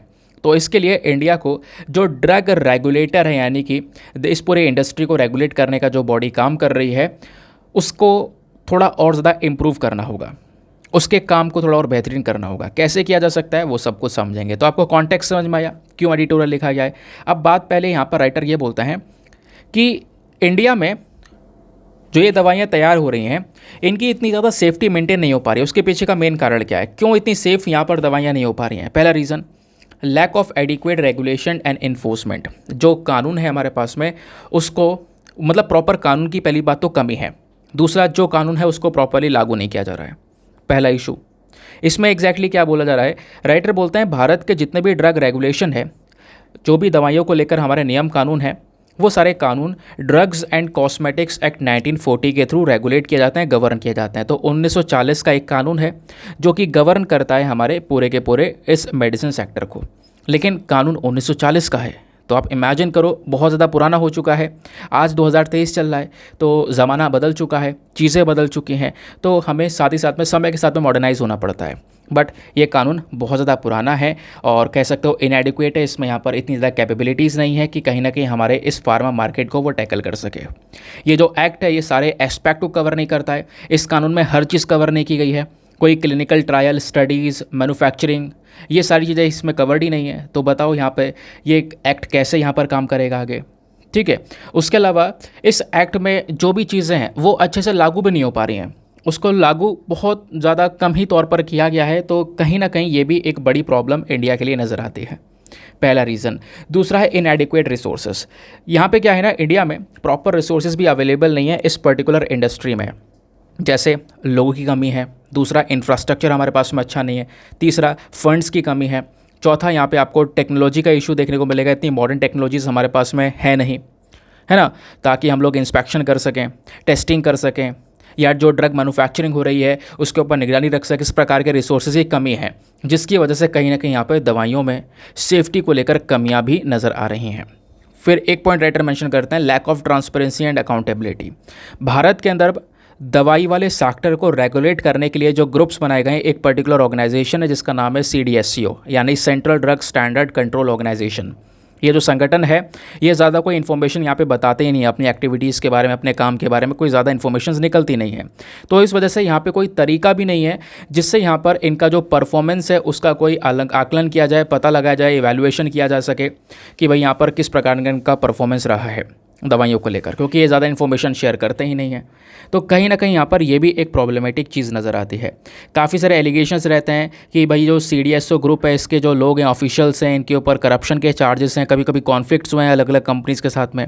तो करप्शन हो रहा है क्योंकि इन्फॉर्मेशन बाहर निकल नहीं रही है, तो अंदर दबाकर भ्रष्टाचार भी चलता हुआ नज़र आ रहा है, जिससे अगेन जो डायरेक्ट इम्पैक्ट पड़ रहा है वो दवाइयों की सेफ्टी के ऊपर पड़ रहा है। फिर एक और रीज़न है lack of awareness and compliance among pharma companies, यानी कि जो हमारी कुछ फार्मा कंपनीज़ हैं, दवाइयों की जो कुछ कंपनीज़ हैं इंडिया में, वो प्रॉपरली रूल्स एंड रेगुलेशंस को फॉलो ही नहीं कर रही हैं। भाई जो नियम कानून बनाए हैं दवाई की manufacturing, testing, labelling, packaging, storing और उसका डिस्ट्रीब्यूटिंग को लेकर, उसको फॉलो तो करो, लेकिन यहाँ पे कुछ कंपनीज़ फॉलो नहीं कर रही हैं। ठीक है, कुछ कंपनीज़ गलत प्रैक्टिस कर रही हैं, कुछ कंपनीज़ गलत कदम उठा रही हैं, गलत गलत तरीके अपना रही हैं दवाइयों को बनाने के लिए। कुछ गलत मटेरियल्स यूज़ कर रहे हैं, रॉ मटेरियल्स जो गलत मटेरियल्स हैं उसका यूज़ किया जा रहा है पैसे बचाने के चक्कर में, लेकिन इससे कहीं ना कहीं दवाई जो है वो कहीं ना कहीं ख़तरनाक बन जाती है इंसान के लिए। तो आप दवाई में पैसा बचाने के लिए, अपने प्रॉफिट को बढ़ाने के लिए कोई केमिकल ऐड कर रहे हो जो दूसरे इंसान के लिए नुकसानदायक हो सकता है। बट ऐसी कुछ कंपनियां कहीं ना कहीं यहाँ पे कर रही हैं, क्योंकि कहीं ना कहीं कह सकते हो नॉलेज की कमी हो सकती है, या फिर जो गाइडलाइंस है हमारी वो इतनी मजबूत नहीं है, या फिर उन गाइडलाइंस को जो लागू करने की ताकत है वो हम अच्छे से नहीं दिखा पा रहे हैं, या फिर इन कंपनीज़ के अंदर में डर नहीं है क्योंकि यहाँ पे हम लोग सही से सर्विलांस नहीं कर रहे हैं। ठीक है, तो ऑब्वियसली ये भी कहीं ना कहीं जितनी चीज़ें हैं ये हमारे इस फार्मा इंडस्ट्री को और कमज़ोर बनाने का काम करती हैं। उसके अलावा राइटर एक और कारण बताते हैं, वो है कॉन्सिक्वेंसेस ऑफ इनइफेक्टिव रेगुलेशन। आप अच्छे से इसको कंट्रोल नहीं कर पा रहे हो, अच्छे से कंट्रोल नहीं करोगे इस सेक्टर को, तो इसके जो नतीजे हैं ऑब्वियस ही बात है वो भरपूर मात्रा में बुरे नतीजे देखने को मिलेंगे। इससे सीधा पब्लिक हेल्थ के ऊपर नुकसान पहुंचेगा, क्योंकि आपने सही से अपने इस पर्टिकुलर सेक्टर को कंट्रोल नहीं किया। करप्शन, भ्रष्टाचार दबा कर हुआ, पैसे बचाने के चक्कर में, प्रॉफिट कमाने के चक्कर में उन्होंने उल्टा सीधा सामान यूज़ कर दिया। इससे क्या होगा? पब्लिक हेल्थ के ऊपर नुकसान पहुंचेगा, नहीं पहुंचेगा? बिल्कुल पहुंचेगा। इससे जो दवाइयाँ हैं वो पुअर क्वालिटी की बनी हैं, सेफ्टी कोई है ही नहीं, तो इससे पब्लिक हेल्थ को लगातार उनमें इन्फेक्शंस, एलर्जी देखने को मिल सकती है, ऑर्गन उसके डैमेज हो सकते हैं, पॉइजनिंग हो सकती है उनको, जो भी पेशेंट्स यहाँ पर उन दवाइयों को खाएगा। तो इन चीज़ों का ध्यान में रखना होगा। इससे कहीं ना कहीं ट्रीटमेंट जो चल रहा है एक इंसान का वो फेल हो सकता है, ड्रग रेजिस्टेंस हो सकता है, उस इंसान की मृत्यु तक हो सकती है, उसको कुछ और बीमारियां हो सकती हैं, HIV, AIDS, tuberculosis, malaria, cancer जैसी बीमारियां यहाँ पर हो सकती हैं। ऐसा यहाँ पर आप कह सकते हो। मतलब कि पेशेंट्स जो भी इन बीमारियों से सफ़र कर रहे हैं भाई, उनका आप ध्यान नहीं रख पा रहे हो, उनको ये दवाइयाँ नहीं दे पा रहे हो, तो ऑब्वियस सी बात है उनकी मृत्यु फिर निश्चित है। फिर उसके बाद में एक और चीज़ यहाँ पे बताई गई है, वो है इरोजन ऑफ पब्लिक ट्रस्ट। ये क्या है कि भाई अगर आप कानून को अच्छे से लागू नहीं करोगे तो इससे लोगों का जो ट्रस्ट है, जो विश्वास है दवाइयों के ऊपर में या आपके देश के हेल्थ केयर सेक्टर के ऊपर में, वो विश्वास उठ जाएगा लोगों का। ठीक है, और फिर एक और इम्पैक्ट पड़ेगा इससे केवल इम्पैक्ट लोगों की हेल्थ के ऊपर नहीं पड़ रहा है, आपके देश की अर्थव्यवस्था के ऊपर ही पड़ेगा, क्योंकि आप दवाइयाँ अच्छी क्वालिटी की बनाओगे नहीं और दुनिया में बिक रही हैं, वहाँ पर भी सिमिलर हालत है। वहाँ पे दुनिया में अगर बिक रही है तो किसी देश में किसी लोगों की जान जा रही है, कुछ लोगों की जान चली गई सपोज़, उन्होंने यहाँ पर इंटरनेशनल लेवल पर इसके बारे में डिस्कशन कर दिया, खबर छाप दी। अब बताओ कोई दूसरा देश यहाँ पे क्या आपकी कंपनी से दवाइयाँ परचेस करेगा? ऐसा तो होने वाला नहीं है ना। और इसमें और आज के समय पर इतना ज़्यादा कंपटीशन है भाई, दूसरा कंट्री तुरंत यहाँ पर आपकी पोजीशन को गेन कर लेगा किसी देश के अंदर में। इससे आपका मार्केट शेयर खत्म हो जाएगा, रेवेन्यू, प्रॉफिट जो भी आपके इंडियन फार्मा कंपनीज़ के वो सब खत्म हो जाएंगे, क्योंकि आपकी दवाइयों के ऊपर बैन लग जाएगा, या दूसरे देश रिजेक्ट कर देंगे कि भाई हम नहीं लेने वाले दवाइयाँ, क्योंकि हमने देखी है न्यूज़ क्या क्या हो रहा है दूसरे देशों के अंदर में, आपकी दवाइयाँ बिल्कुल भी सक्सेसफुल नहीं है, इससे इवन पेशेंट्स की जान जा रही हैं। ठीक है, तो इससे क्या होगा, जो ओवरऑल इमेज है या फिर इकॉनमिक ग्रोथ है वो कम हो जाएगी, फॉरेन एक्सचेंज आना बंद हो जाएगा, क्योंकि पहले दवाइयाँ एक्सपोर्ट हो रही थी तो बाहर से पैसा आ रहा था, अलग अलग जो देश हैं वो पैसा दे रहे थे, वहाँ से कमाई हो रही थी हमारी, वो खत्म हो जाएगी। रोज़गार जो लोगों को मिल रहा था, ऑब्वियस सी बात है जब कंपनी डूब जाएगी तो जिस कंपनी में लोग काम कर रहे हैं उनका रोज़गार खत्म हो जाएगा, इन्वेस्टमेंट सेक्टर वगैरह सब कुछ यहाँ पे बर्बाद होता हुआ नजर आएगा धीरे धीरे। उसके अलावा इतना ही नहीं, जो हमारा इंटरनेशनल रिलेशंस है वो भी ख़राब हो जाएंगे। ऑब्वियस सी बात है, जब इतनी खतरनाक दवाई यूज़ की जा सकती है, इंसान की जान जा सकती है, तो इससे दोनों कंट्रीज़ के जो रिलेशन, जो संबंध हैं, उनमें कॉन्फ्लिक्ट हो सकता है, डिप्लोमेटिक टेंशन्स हो सकते हैं, कुछ ऐसे यहाँ पर जो कह सकते हो कि ऐसी ऐसी बातें बोली जा सकती हैं जिससे जो रिलेशन है, जो संबंध है, वो ख़राब हो सकते हैं। ठीक है, या फिर इससे इंटरनेशनल कोऑपरेशन भी यहाँ पर कहीं ना कहीं डैमेज हो सकता है। इंडिया का जो कॉपरेशन है, कोलैबोरेशन है अलग अलग देशों के साथ में, ऑर्गेनाइजेशंस के साथ में, ये कहीं ना कहीं यहाँ पर इसके ऊपर इम्पैक्ट पड़ सकता है बुरा, ऐसा यहाँ पे बोला जा रहा है। बस केवल किस वजह से? क्योंकि आपने अपने पूरे फार्मा सेक्टर को अच्छे से कंट्रोल नहीं किया है। अब राइटर इसका वे फॉरवर्ड बताते हैं। वे फॉरवर्ड यानी कि हमें क्या क्या एग्जैक्टली करना चाहिए जिससे कि चीज़ें सुधर सकें। सबसे पहली चीज़, जो आपका 1940 का कानून है, पुराना सा ड्रग्स एंड कॉस्मेटिक्स एक्ट, इसको फटाफट अमेंड करो। अमेंड मतलब इसके अंदर संशोधन करो, कुछ बदलाव करो। बदलाव करने के बाद में जो जो एस्पेक्ट आपने इस कानून में छोड़ रखे हैं, उन एस्पेक्ट को फटाफट कवर करो। दूसरा, जो भी ड्रग रेगुलेटरी स्ट्रक्चर है, जो फंक्शंस है, उसको स्ट्रीमलाइन करो। जैसे CDSO बॉडी है ना भाई, इसकी सारी डिटेलिंग्स यहाँ पे निकाल के रखो, इसका पूरा स्ट्रक्चर तैयार करो, फंक्शंस क्या होंगे वो यहाँ पर आपको एक प्रॉपर जो मैनर होता है उसमें रखना होगा। ठीक है, तो ये यहाँ पर मेंशन किया जा रहा है। तो ये था हमारा पूरा का पूरा एडिटोरियल। आई होप दोस्तों आपको बहुत अच्छे से सारे के सारे जो चीज़ें हैं वो मैंने क्लियर करने की कोशिश की है। और एडिटोरियल ऐसा पढ़ो जहाँ पे आपको हर चीज़ क्लियर हो रही हो, और क्योंकि एग्जामिनेशन में पॉसिबिलिटी सवाल बन जाए। इस बार उज़्बेकिस्तान, गाम्बिया को लेकर कई सारे आर्टिकल आ रहे हैं कि भाई भारत की दवाइयों को लेकर, सेफ्टी को लेकर क्या इश्यूज़ हो सकते हैं, पूछा जा सकता है क्वेश्चन। तो आपको मैंने एक रेडीमेड पूरा आंसर तैयार करके दे दिया है, इतनी सोचने की आवश्यकता अब आपको पड़ेगी नहीं। नाउ अब बात करते हैं आज के मेंस के क्वेश्चन की। आप मेंस का क्वेश्चन लिखोगे तो आपकी जो क्लैरिटी है वो और ज़्यादा बढ़ जाएगी, क्योंकि आपने खुद से आंसर लिखना है। आप क्वेश्चन क्या है आज का? Analyse the causes and consequences of poor quality and safety of Indian pharma products in the global market. Suggest some measures to improve the quality and safety of Indian pharma products and enhance India's reputation and competitiveness as the pharmacy of the global south। वैसे समझ चुके होंगे, मैं आपको बता दूं हिंदी में भी। पहली चीज़ आपने यहाँ पर एनालाइज करना है, यानी विश्लेषण करना है कि जो भारत की दवाइयाँ हैं, इंडिया का जो फार्मा प्रोडक्ट्स है, उसकी क्वालिटी पुअर क्वालिटी है आज के समय पर, सेफ्टी इतनी अच्छी है नहीं, इसका जो इम्पैक्ट है, इसका जो कारण क्या है, प्लस इसके क्या नतीजे, इसके क्या परिणाम देखने को मिल सकते हैं दुनिया भर के मार्केट में, वो बताना है। प्लस कुछ तरीके बताने कि कैसे हम अपनी क्वालिटी को इम्प्रूव कर सकते हैं, सेफ्टी को इम्प्रूव कर सकते हैं, जिससे कि भारत की रेपुटेशन है वो यहाँ पर बढ़ पाए, है ना, भारत की रेपुटेशन बढ़ पाए, जो कॉम्पिटिटिवनेस है वो यहाँ पर इंक्रीज़ हो पाए। समझ गए इस चीज़ को? तो इसके बेसिस पर आंसर लिखना है। हिंदी में एक बार रीड कर देता हूँ ताकि हिंदी माध्यम वाले विद्यार्थी वैसे समझ तो सब चुके होंगे, बट मैं आपको थोड़ा सा और ज़्यादा एक्सप्लेन कर देता हूँ ताकि हर एक मीनिंग का जो सही मतलब है वो यहाँ पे वो समझ पाएँ। तो वैश्विक बाज़ार में भारतीय फार्मा उत्पादों की खबर, गुणवत्ता और सुरक्षा के कारणों और परिणामों का विश्लेषण करें।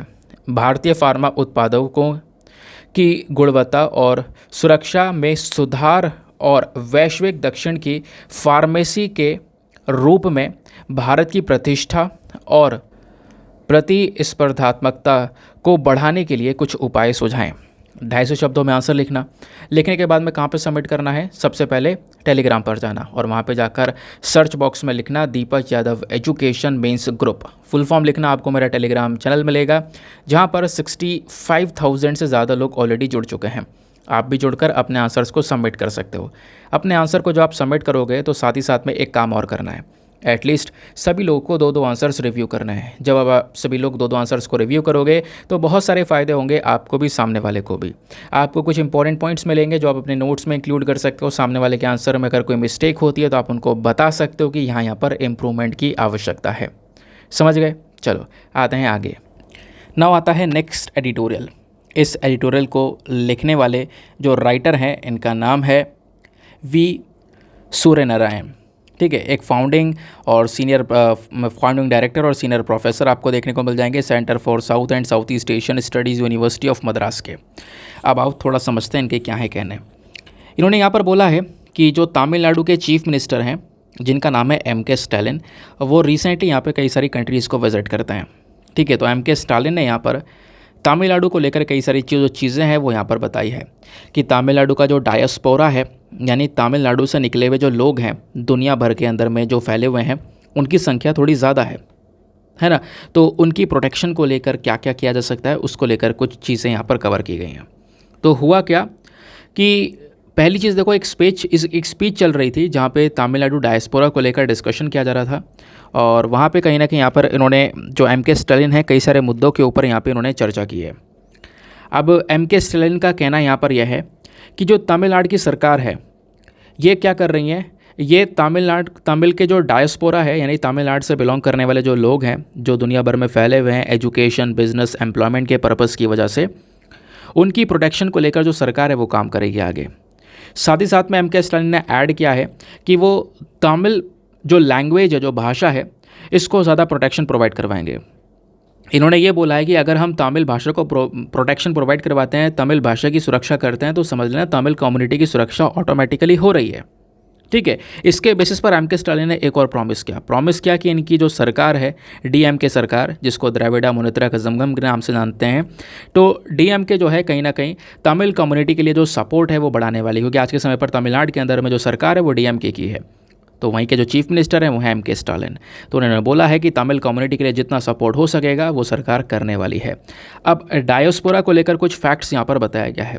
तो इंडिया के जितने भी लोग हैं जो अलग अलग विदेशों में जाकर अलग अलग जगह पर बसे हुए हैं, है ना, वो यहाँ पर इंडियन डायस्पोरा कहलाता है। तो इस इंडियन डायस्पोरा में तमिल्स की संख्या थोड़ी ज़्यादा है, तमिल्स का भी एक सब्सटैंशियल नंबर आपको देखने को मिलेगा।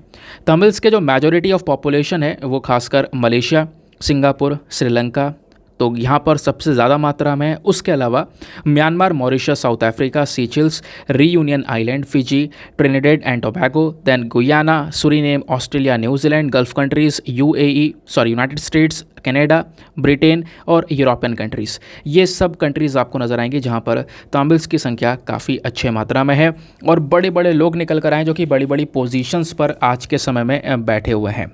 ये भी यहाँ पर इन्होंने मेंशन किया। तो जितने भी तमिल्स हैं जो अलग अलग देश में फैले हुए हैं, इनकी अपनी 3 आइडेंटिटीज़ हैं। वो 3 आइडेंटिटीज़ में फर्स्ट आइडेंटिटी है तमिल आइडेंटिटी, पहली चीज़ तो वो तमिल्स हैं। दूसरा यहाँ पर इंडियन आइडेंटिटी भारतीय है। तीसरा यहाँ पर इन्होंने मेंशन किया है कि वो जिस देश में सेटल्ड हैं वहाँ की आइडेंटिटी। तो 3 आइडेंटिटीज़ यहाँ पर देखने को मिल जाएंगी। इंटरेस्टिंग पॉइंट यहाँ पर यह है कि कई सारी कंट्रीज़ में ना क्या हुआ है, तमिल्स के जो लोग हैं वो बसे हुए थे, उन्होंने वहाँ सर भी मतलब वहाँ पे भी एक कह सकते हो कि शिफ्ट हो गए वो दूसरे देश में, वहाँ से भी किसी और दूसरे देश में शिफ्ट होते हुए वो सभी लोग नज़र आए हैं। उसके अलावा बोला जा रहा है कि देखो एजुकेशनल पर्सपेक्टिव से, है ना, इकॉनमी पर्सपेक्टिव से, अलग अलग पर्सपेक्टिव से जो लोग हैं वो यहाँ पे अलग अलग जगह पर गए हुए हैं। तमिल डायस्पोरा पिछले कुछ समय पर politics, economics, literature, fine arts, sports, science, इन सभी सेक्टर्स में अलग अलग देशों में ग्रो करता हुआ नज़र आया है। जैसे बड़े बड़े नाम निकल कर आए हैं तमिल्स के, जैसे डॉक्टर चंद्रशेखर, मोंटी नायकर, फिर उसके बाद में यहाँ पर टी.एस. मनियम, उसके अलावा यहाँ पर मुथैया मुरलीधरन, देन उसके बाद यहाँ पर आप देख पाओगे रघुराम राजन, है ना, कमला हैरिस जो कि यूएस की वाइस प्रेसिडेंट हैं, सुंदर पिचाई जो कि गूगल के CEO हैं। तो ये सारे जो लोग हैं बेसिकली कहीं ना कहीं साउथ के जो लोग हैं, तमिल्स जो हैं बेसिकली कहीं ना कहीं आप कह सकते हो मेंशन किया जा रहा है कि इन्होंने बहुत बड़ा कंट्रीब्यूशन दिया है अलग अलग जगह पर। ठीक है, दुनिया भर में पॉलिटिक्स हो गया, जैसे कि कमला हैरिस का नाम आया तो फिर यूएसए की पॉलिटिक्स में वाइस प्रेसिडेंट है वहाँ की, है ना, इकोनॉमिक्स में, लिटरेचर में, स्पोर्ट्स में, साइंस में, हर जगह पर कहीं ना कहीं इंडिया के कई सारे लोग हैं जो साउथ से बिलोंग करते हैं, उनका बहुत बड़ा इन्वॉल्वमेंट आपको वहाँ पर देखने को मिलेगा। अब क्या बोला गया, मिस्टर स्टालिन के स्पीच में कई सारी चीज़ें रही हैं। जो उन्होंने स्पीच दी थी ना, उस स्पीच में इन्होंने आप कह सकते हो कि जो जवाहरलाल नेहरू जी के 2 स्टेटमेंट्स थे ना, जवाहरलाल नेहरू जी ने 1946 में एक स्पीच दी थी, जब इंडिया यहाँ पर धीरे धीरे कह सकते हो कि आज़ाद हो रहा था, तब एक स्पीच दी थी, और उस स्पीच से ही यहाँ पर 2 जो रिमाइंडर्स है वो एम के स्टालिन ने अपनी स्पीच के अंदर यूज़ किए। तो जवाहरलाल नेहरू जी ने बोला था कि जो इंडियंस हैं जो खासकर विदेशों में हैं वो कहीं ना कहीं साथ में मिलकर रहेंगे, प्लस उनके जो राइट्स, उनके जो हक हैं उनकी प्रोटेक्शन की जाएगी, है ना, उनकी सुरक्षा की जाएगी। तो वो बच्चे कहीं ना कहीं यहाँ पर कह सकते हो कि इंडिया के लिए बहुत इंपॉर्टेंट है, जो इंडिया बाहर विदेशों में काम कर रहे हैं, इंडिया को रिप्रेजेंट कर रहे हैं, इस प्रकार की चीज़ें यहाँ पर मेंशन की गई थी।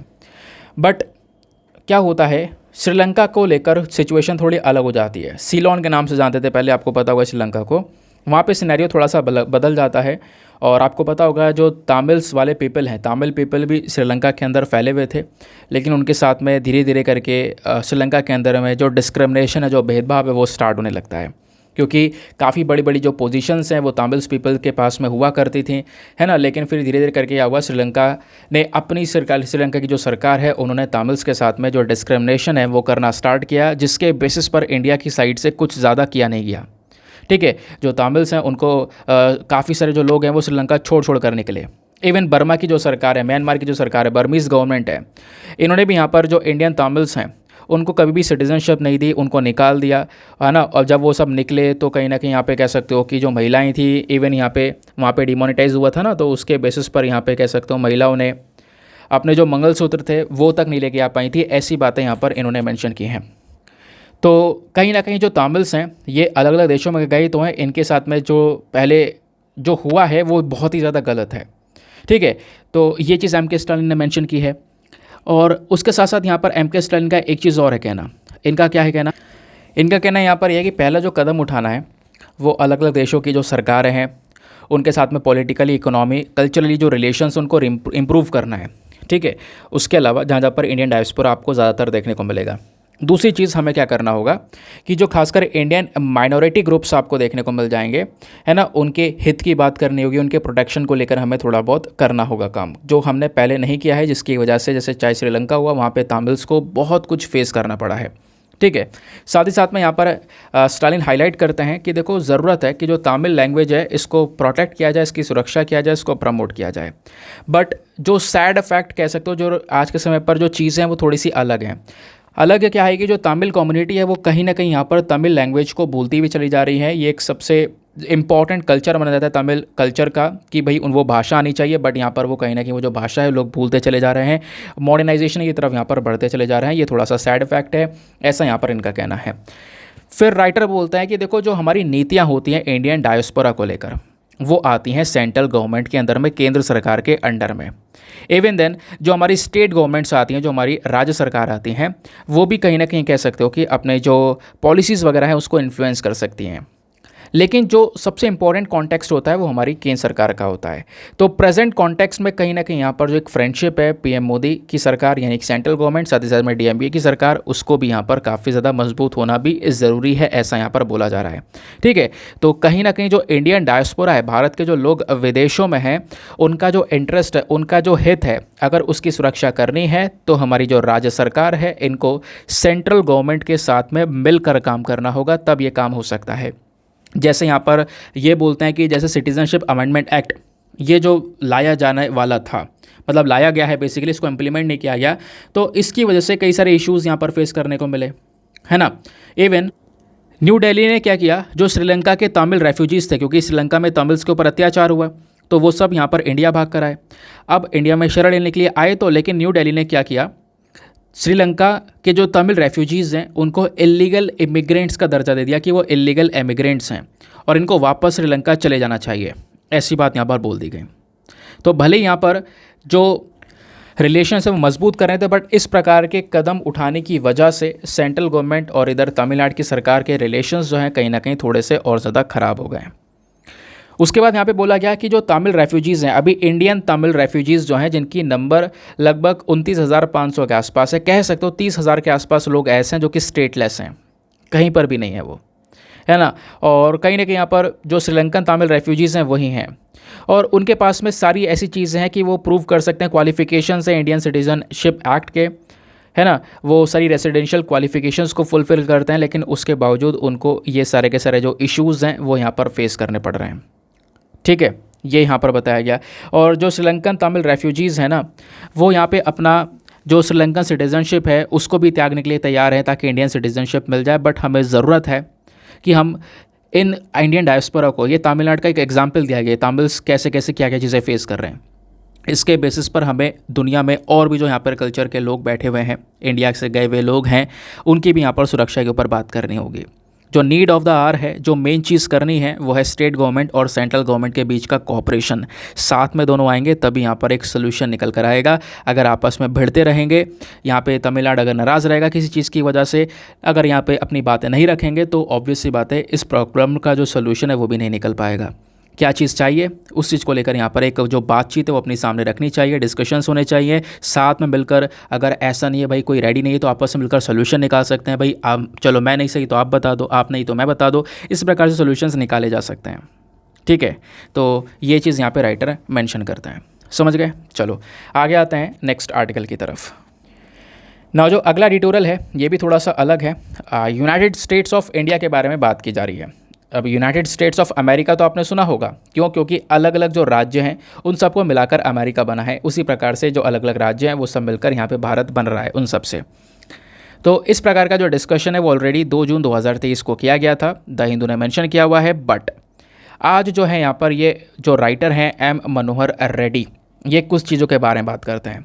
ये किस चीज़ के बारे में बात करते हैं? ये बात करते हैं कि कैसे नॉर्थ इंडिया की जब बात करते हैं तो इधर उत्तर प्रदेश, मध्य प्रदेश है ना, राजस्थान, इन सब स्टेट्स की बात कर रहा हूँ। और साउथ इंडिया में आपका केरला, तमिलनाडु, कर्नाटका है ना, वो सारे स्टेट्स की बात कर रहे हैं। तो इनके बीच में जो रिलेशंस हैं वो इतने मजबूत नहीं है, कुछ इश्यूज़ हैं। ठीक है, वो इश्यूज़ क्या है उसको यहाँ पे समझने की अपन कोशिश करेंगे। तो यहाँ पे जो हमारे राइटर हैं इनका कहना क्या है? इन्होंने बोला 1956 में जो डॉक्टर बी आर अम्बेडकर हैं इन्होंने आर्ग्यू भी किया और बोला कि जो नॉर्थ वाले लोग हैं वो थोड़े कंजर्वेटिव हैं, सुपरस्टिशियस हैं, है ना, अंधविश्वासी हैं, एजुकेशनली बैकवर्ड हैं, एजुकेशन प्रॉपर वहाँ पर नहीं है। जबकि साउथ थोड़ा प्रोग्रेसिव था, रैशनल था, एजुकेशनली फॉरवर्ड था। ठीक है, और इसी वजह से बी आर अम्बेडकर ने जवाहरलाल नेहरू जी को क्रिटिसाइज़ किया। क्यों? क्योंकि वो ब्राह्मणिकल रिचुअल्स को प्रैक्टिस किया करते थे, फॉलो किया करते थे। इस प्रकार की यहाँ पर जो चीज़ें नज़र आ रही हैं। उसके अलावा अंबेडकर जी ने प्रेसिडेंट राजेंद्र प्रसाद जी को भी यहाँ पर कहीं ना कहीं एक तरीके से इतना ज़्यादा एक्सेप्ट नहीं किया, क्योंकि वो ब्राह्मण्स को वर्शिप कर रहे थे बनारस के अंदर में, है ना, पैर वगैरह धो रहे थे। तो इस प्रकार की चीज़ें थी जिसकी वजह से यहाँ पर बी आर अम्बेडकर ने राजेंद्र प्रसाद जो प्रेसिडेंट थे उनको भी ज़्यादा यहाँ पर कह सकते हो कि एक्सेप्ट नहीं किया। इसके बेसिस पर मतलब ऐसे ना जो अम्बेडकर थे वो शॉक्ड थे कि ऐसी लीडरशिप के अंडर में जो साउथ है वो कैसे टॉलरेट कर सकता है ना। मतलब कि नॉर्थ का जो रूल है वो कैसे यहाँ पर टॉलरेट किया जा सकता है। इवन यहाँ पर आज भी वही सिचुएशन, ये तो इतिहास बता रहा है, इतिहास की कुछ बातें बताई इन्होंने, वही सिचुएशन आज भी यहाँ पे नज़र आती है। नज़र क्या आती है? यहाँ पर राइटर बोलता है कि नॉर्थ के अंदर में चीज़ें अलग चल रही हैं। नॉर्थ के अंदर में इवन यहाँ पर बीजेपी का जो खासकर हिंदुत्व पॉलिटिक्स है वो भी आपको यहाँ पर देखने को मिल जाएगा, वो भी एंटर करता है। तो बीजेपी में नॉर्थ में आपको जो है हिंदुत्व थोड़ा ज़्यादा देखने को मिल जाएगा, जिसकी वजह से नॉर्थ के अंदर में बीजेपी थोड़ा प्रेजेंट है। लेकिन बीजेपी का जो प्रेजेंस है वो सदर्न स्टेट्स में आपको बिल्कुल नहीं देखने को मिलेगा। क्यों नहीं देखने को मिलेगा वो यहाँ पर समझाया गया। देखो इसको समझने के लिए, क्योंकि बीजेपी प्रेजेंट नहीं है नीचे सदर्न स्टेट्स में, उसके पीछे का जो रीज़न है वो 2 इम्पॉर्टेंट फैक्टर्स हैं। पहला फैक्टर है लिंग्विस्टिक नेशनलिटी मूवमेंट, भाषा बहुत ज़्यादा यहाँ पर आपको ये एक बहुत बड़ा इशू बनता हुआ नज़र आएगा। मैं आपको इसके बारे में थोड़ा समझाऊंगा। ठीक है, अब यहाँ पर बोला जा रहा है कि जो नॉर्थ इंडियंस हैं, जो खासकर नॉर्थ में रहने वाले लोग हैं, वो इंडिया को पूरा एक देश मान रहे हैं कि वो एक होमोजेनस नेशन है ना। इंडिया का मतलब है हिंदी, हिंदू, हिंदुस्तान। ठीक है, ये यहाँ पर नॉर्थ वाले जो लोग हैं वो बिलीव करते हैं। जबकि यहाँ पर साउथ जो है वो बिलीव करता है कि इंडिया एक फेडरेशन ऑफ नेशनलिटीज़ है, यानी कि यहाँ पर बहुत सारे कल्चर आपको देखने को मिल जाएंगे, अलग अलग भाषाएं आपको देखने को मिल जाएंगी। हर एक भाषा को इम्पोर्टेंस मिलना चाहिए, केवल हिंदी को नहीं। तमिल है, तेलुगु है, कन्नड़ा है, तो इनके बड़े बड़े लीडर्स हैं, उनका कहना यहाँ पर यह है कि हर एक भाषा को यहाँ पर जो इम्पोर्टेंस है वो मिलना चाहिए। अर्ली 20वीं सेंचुरी तक आप देखोगे अलग अलग भाषा की जो कम्युनिटीज़ हैं साउथ के अंदर में, उन्होंने यहाँ पर क्लेम करना स्टार्ट कर दिया कि हमें नेशनल स्टेटस चाहिए, है ना। मैं आपको बता दूं इस प्रकार से नॉर्थ में अलग अलग जगह पे मांग भी चलने लगी भाषा के आधार पर कि हमें अलग कर दिया जाए, हमें एक अलग सा स्टेट चाहिए। इस प्रकार की जो चीज़ें हैं वो भी काफ़ी ज़्यादा उठती हैं और आज भी कहीं ना कहीं उन चीज़ों का जो प्रेजेंस है वो नज़र आता है। तो भाषा के आधार पर जो आइडेंटिटी है ना, ये थोड़ी सी ज़्यादा बड़े लेवल पर आज के समय पर हो चुकी है।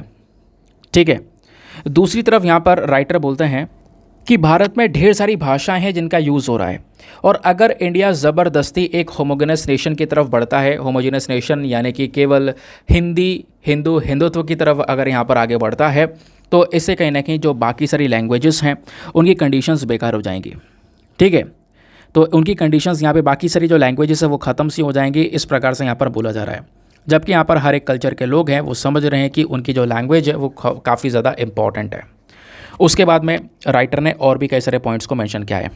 इनका क्या है कहना, इन्होंने बोला है कि जो स्ट्रांग नेशन होता है ना, जो एक मजबूत देश होता है, मजबूत नेशन होता है, उसके लिए यहाँ पर लोगों में स्ट्रांग बॉन्डिंग की ज़रूरत होती है।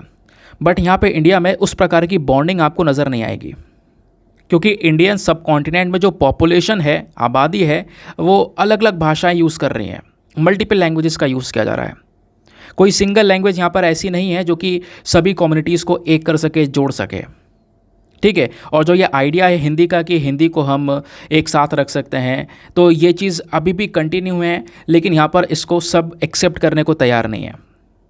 नहीं तो फिर यहाँ पर एक भाषा अगर हो सकती है हिंदी, तो उससे यहाँ पर जोड़ा जा सकता है सबको।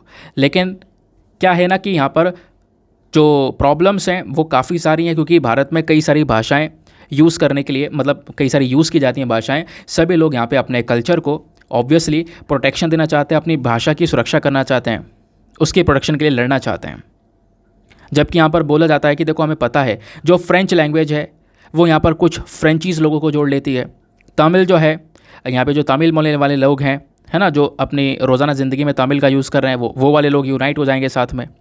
अगर आप यहाँ पे बिलीव कर रहे हो कि हिंदी केरला, पंजाब, वेस्ट बंगाल सबको यहाँ पर जोड़ देगी, तो ऐसा यहाँ पर पॉसिबल नहीं हो पाएगा आने वाले समय पर भी, ठीक है। ये बिल्कुल इम्पॉसिबल है कि सभी लोग यहाँ पर हिंदी को एक्सेप्ट कर सकें। देश की आज़ादी के बाद में कांग्रेस ने यहाँ पर एक, जो कह सकते हो कि पीस है, वो यहाँ पर साउथ इंडिया के साथ में एक कॉम्प्रोमाइज़ किया कि भैया हम लोग साउथ स्टेट्स को बनाएंगे, भाषा के आधार पर, लिंग्विस्टिक बेसिस पर यहाँ पे स्टेट्स को बना दिया गया, अलग अलग राज्यों को बना दिया गया। कुछ पावर्स दे दी गई, कुछ कम ही पावर्स यहाँ पे मिली है, संविधान के हिसाब से कुछ पावर्स दे दी गई हैं, है ना। लेकिन यहाँ पर कहीं ना कहीं जो राइट विंग हिंदू ग्रुप्स आज के समय पर हैं, वो इस आइडिया को अपोज करते हैं, फेडरेशन के आइडिया को अपोज करते हैं, अलग अलग प्रिंसिपल्स को अपोज करते हैं, और कहीं ना कहीं यहाँ पर एक होमोजीनियस नेशन की बात करते हैं कि एक ही चीज़ हो सभी लोगों के लिए, हिंदी, हिंदू और हिंदुत्व। तो वो चीज़ें यहाँ पर इम्प्लीमेंट करना थोड़ा सा मुश्किल हो जाएंगी, ऐसा यहाँ पर बोला जा रहा है, ठीक है। तो वो चीज़ यहाँ पर राइटर ने बोली है। तो अगर हमें अपने पूरे नेशन को स्ट्रॉन्ग करना है, सभी के बीच में बॉन्डिंग को स्ट्रॉन्ग करना है, तो उसके लिए यहाँ पर सभी लोगों की ऑब्वियस सी बात है, जो कल्चर है उनकी रिस्पेक्ट करनी पड़ेगी, जो लैंग्वेजेस हैं अपनी अपनी सभी की, उसको यहाँ पर वो लोग सिक्योर करने में लगे हुए हैं, तो उसकी भी रिस्पेक्ट हमने करनी पड़ेगी, ठीक है। जितनी भी भाषा हैं उनकी रिस्पेक्ट बनती है, बट फिर भी यहाँ पर एक लैंग्वेज ऐसी होनी चाहिए, एक आधार ऐसा होना चाहिए जिससे हमारा जो पूरा का पूरा जो देश है वो कनेक्ट हो। समझ गए इस बात को? तो ये था कंप्लीट एडिटोरियल। आई होप दोस्तों आपको बहुत अच्छे से ये जो चीज़ें हैं वो सभी समझ में आ चुकी हैं। तो ये था पूरा डिस्कशन। बाकी सारे आर्टिकल हमारे हो ही चुके हैं कवर। अच्छा, एक आर्टिकल और रह गया, फटाफट उसको भी कवर करते हैं, उसके बाद यहाँ पर निपटाते हैं। अच्छा, वो मुझे जाते जाते याद आ गया, एक सेकंड रुको, मैं आपको दिखाता हूँ। यहाँ पर एक आर्टिकल आपको ये नज़र आएगा, ठीक है। तो क्या बात की जा रही है, जो भी यहाँ पे बड़े बड़े रिटेल कंपनीज, जाइंट्स आपको देखने को मिलेंगे, इन्होंने बहुत सारे जो प्रोड्यूसर्स हैं, जो खेती बाड़ी कर रहे हैं, उनकी हेल्प करी है अलग अलग फार्मर्स प्रोड्यूसर ऑर्गेनाइजेशन की हेल्प से। बोला जा रहा है टेक्नोसर्व नाम का एक नॉन प्रॉफिट ऑर्गेनाइजेशन है, एक ऐसी बॉडी, एक जिसका प्रॉफिट कमाने का मकसद नहीं है, वो 30 देशों में काम कर रहा है, और उसने कहीं ना कहीं भारत के जो कॉफ़ी फार्मर्स हैं, जो कॉफ़ी का प्रोडक्शन करते हैं आंध्र प्रदेश के अंदर में, अराकू वैली में खासकर, उनके साथ में 6 साल पहले एक डील की, और डील करने से उन फार्मर्स को हेल्प हुई।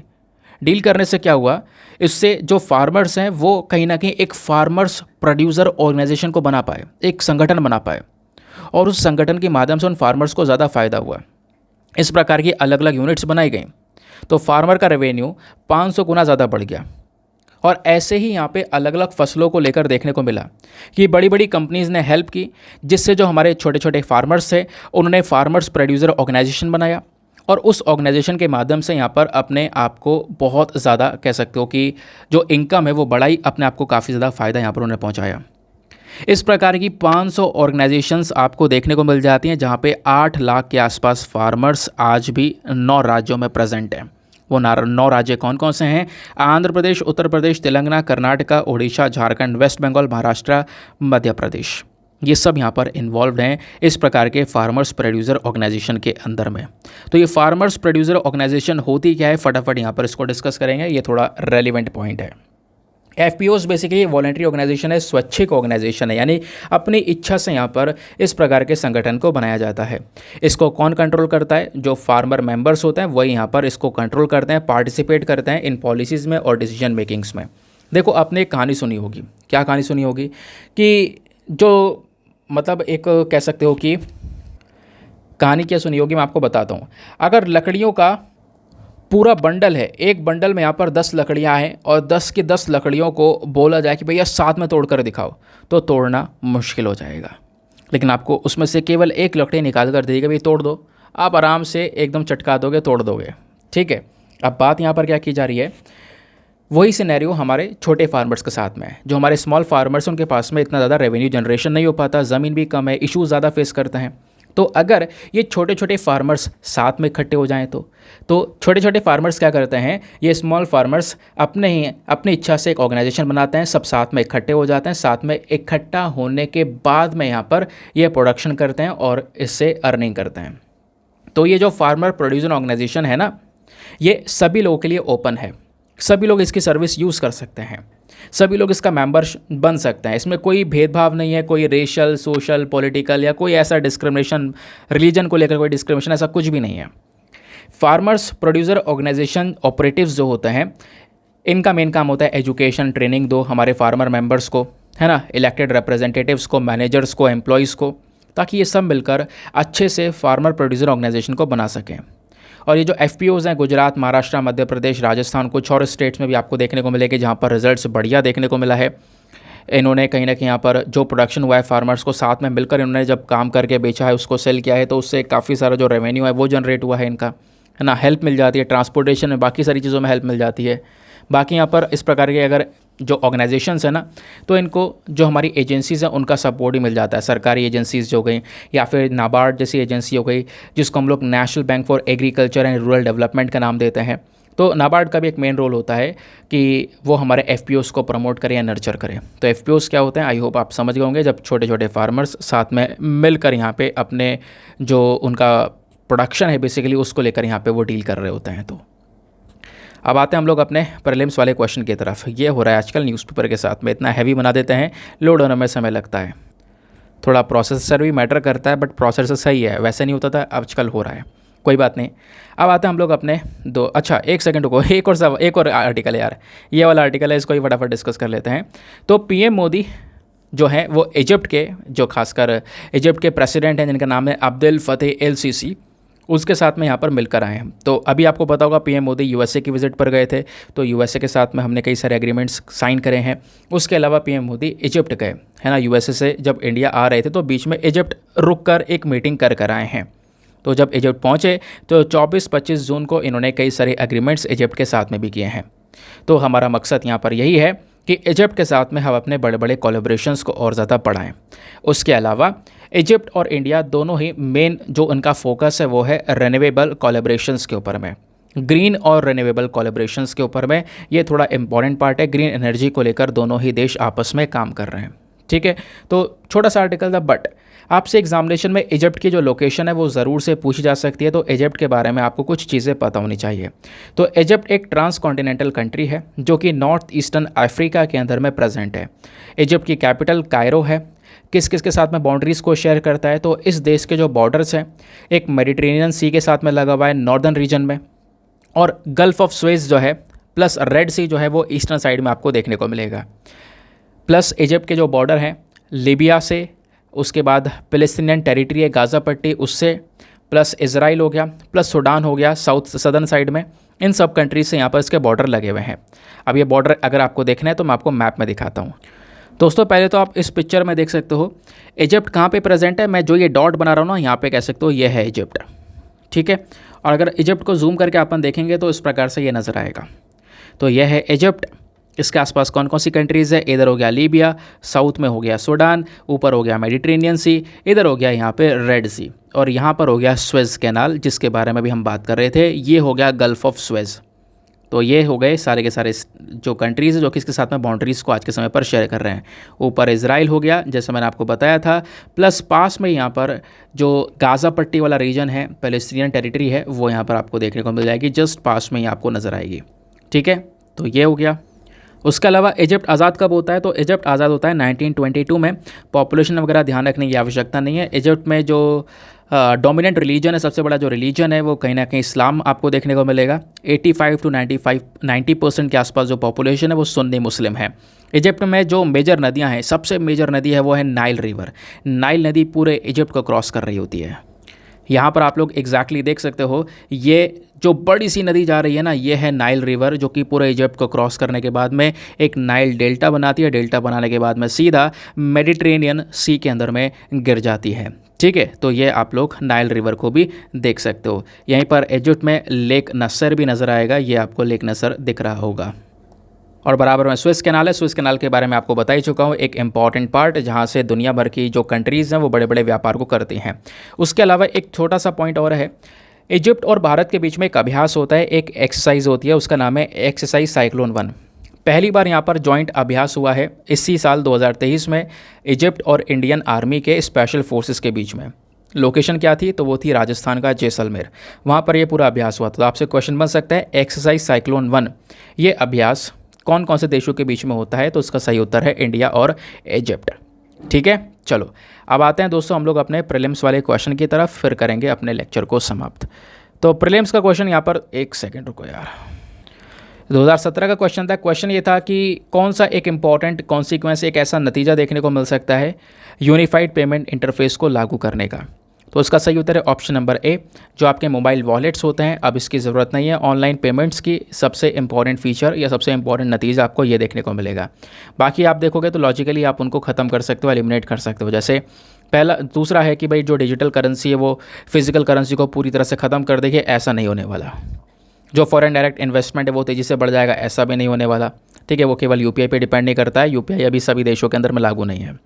दूसरा, यहाँ पे जो डायरेक्ट ट्रांसफ़र है सब्सिडीज़ का वो गरीब लोगों तक पहुँच पाएगा, ये इफेक्टिव हो जाएगा तरीका, ऐसा भी यहाँ पर कुछ नहीं है। वो बैंकिंग सेक्टर के माध्यम से चीज़ें चल रही हैं। ठीक है, तो ऑब्वियसली यहाँ पर जो पहला स्टेटमेंट है वो हमारा आपको सही देखने को मिल जाता है। तो दोस्तों ये था पूरा सेशन, मिलते हैं आप लोगों से अगले वीडियो में। आज के लिए bye bye, have a nice day, thank you and Jai Hind.